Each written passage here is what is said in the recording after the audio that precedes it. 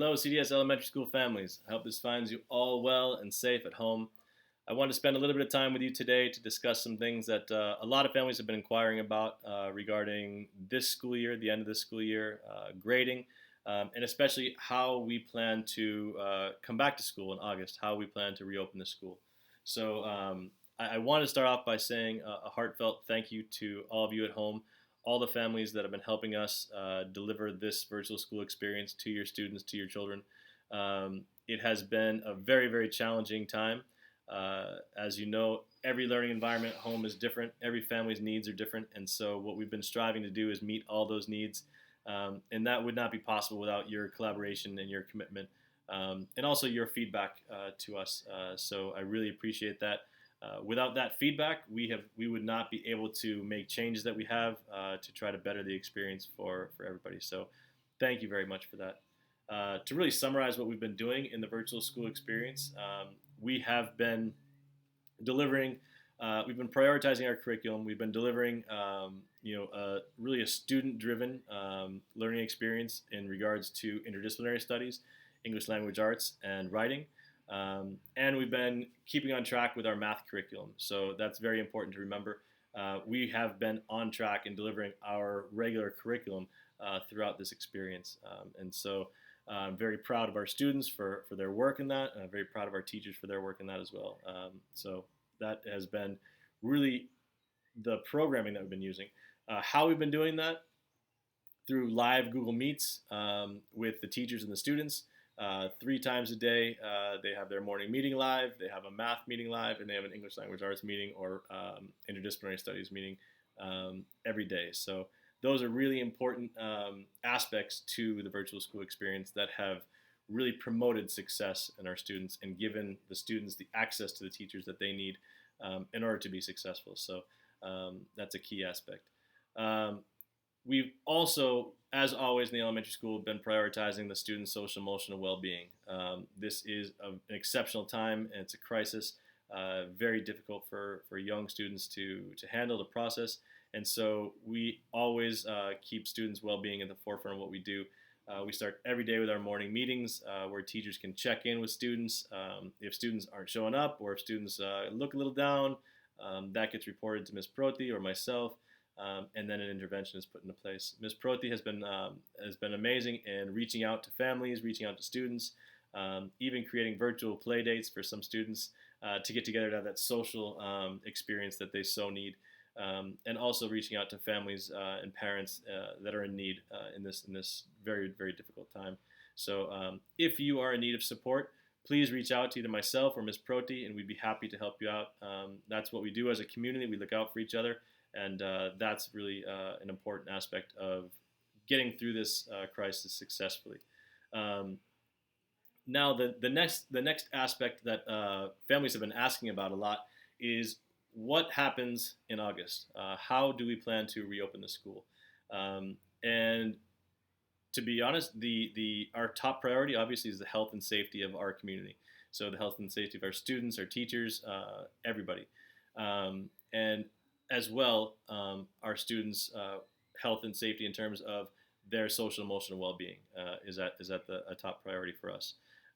Really, we're looking at 3 different scenarios, and each scenario is really guided by recommendations from the Costa Rican Ministry of Health, the Ministerio de Salud, and the public school ministry, so the Ministerio de Educación Pública, as well as North Anglia Education. They have guidelines for our opening as well. So those 3 entities are really what will be informing us in our planning for opening in August. What that looks like right now is 3 different scenarios. So scenario A, B, and C. Each scenario is rated by the level of risk, low, medium, and high, to exposure to COVID-19. So a low risk exposure to COVID-19, a medium risk of exposure, or a high risk of exposure. So a low risk of exposure would be very similar to how we were in March. Everybody on campus, 100% students on campus, just following safety regulations, washing of hands, distancing, things like that. That's, again, very much like what we were before the school closure in March. That would be a level A, low risk exposure. Level B, medium risk exposure, really looks like a blended system of learning in basically what is um on campus and off campus learning. So that model is in a medium risk scenario. So again, a blended format of on campus and off virtual school learning. Level C is a high risk of exposure to COVID-19, and that's basically what we're in right now. 100% school closure, campus is closed, and we do 100% virtual learning.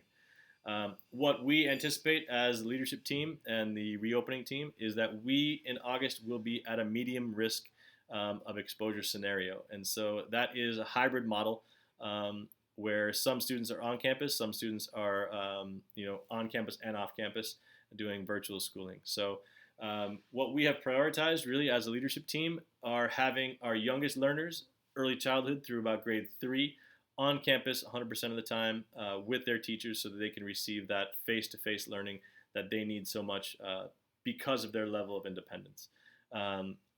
What that would look like for grades 4 through 12 is a blended model of on-campus and virtual schooling.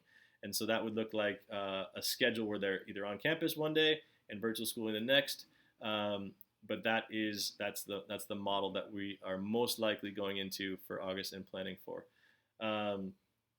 Looking at the next question that a lot of families have been asking about is grading.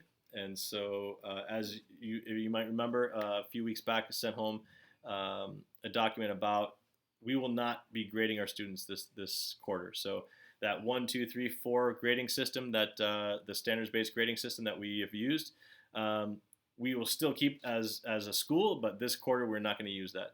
We will have narrative comments in the areas of interdisciplinary studies, English language arts, mathematics, and approach to learning, as well as Spanish and special area teachers. So your child receiving narrative comments specific to the content and skills that were taught during this fourth quarter in the virtual school experience. If your child has a gap, an academic gap, that due to this crisis or for whatever reason, please understand that that is something that many, many children around the world will experience. And we are anticipating that. And so what we plan to do is all of those gaps will be recuperated by focused and intentional learning interventions. And so when your child comes back to school, we will have a plan set up for them specifically so that we can intentionally help them gain back that learning that they may have missed. And that's again going to be the case for children around the world. So we are no different than anybody else. Getting to the events for the end of the year, we have a number of events that are coming up. Friday, June 5th, we have our final virtual celebration of learning that will be published on our website at 4:30. That is very, very important because this is a 100% student-driven project. So the students are all responsible for the content of their learning. The teachers basically taught them the research skills, and they applied those skills to study what they chose. So I really encourage you to go on to the Elementary School Virtual School Experience website and check out all those projects. They're under the Virtual Celebration of Learning tab, and I really hope you enjoy them. So we already have one set up there, and then on Friday, June 5th, the second set and final set of projects will be up there for your viewing.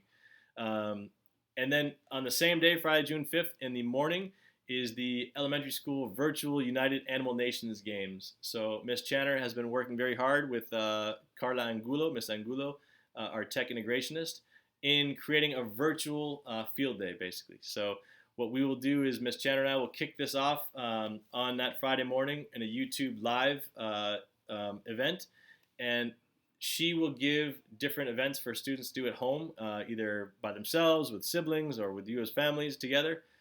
And you can report to us, or you can post on the school's Instagram page your participation. So you can post a video or a picture or whatnot of you going through the activities. So it'll be a lot of fun, and that is again on Friday, June 5th.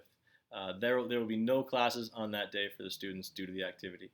On Wednesday, June 10th, we will have the grade 5 virtual move up ceremony. And so that is a very exciting event that will be, it will have different pre recorded and live components that we'll talk specifically with the grade 5 families and team about as it comes up. So on Thursday, June 11th, we will have our end of the year drive through. And so what that looks like is we're really trying to emulate the last day of school that we usually have, where families drive through, the buses drive through, and the teachers are all on the sidewalk, and we cheer and yell and scream and applaud as you guys head out and give you a little bit of closure for the year. That is really what we're trying to do for the students, is provide that closure, that experience of kind of the end of the year.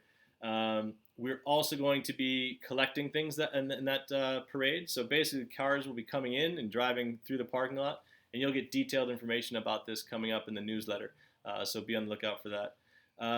But you'll be able to turn in your tech equipment. You'll be able to turn in library books. You'll be able to turn in band instruments. You will also be able to receive any student property that's been left on campus in either their cubbies or their lockers or their classrooms. Teachers will be going in and delivering that to you as well. We ask that parents and students don't get out of the cars. Everything will be kind of passed in and out. That you will also receive, your students will also receive their yearbooks on that date. So that's very, very important for them to understand that this event, that's when you're going to get your yearbooks. Otherwise, you'll have to wait till August to get your yearbook. So that is Thursday, June 11th, and more detailed information about times and the course of the cars will be released in the newsletter coming up. So that's it. That's all I have for you. If you have any questions or concerns or some feedback, just feel free to contact me via email. I'd be happy to get back to you. I wish you all a very safe and happy end of the school year. And this has been a very difficult time, but it is only through our collaboration as school and home that we've been able to be so successful in this. So thank you again, and I hope to see you soon on campus.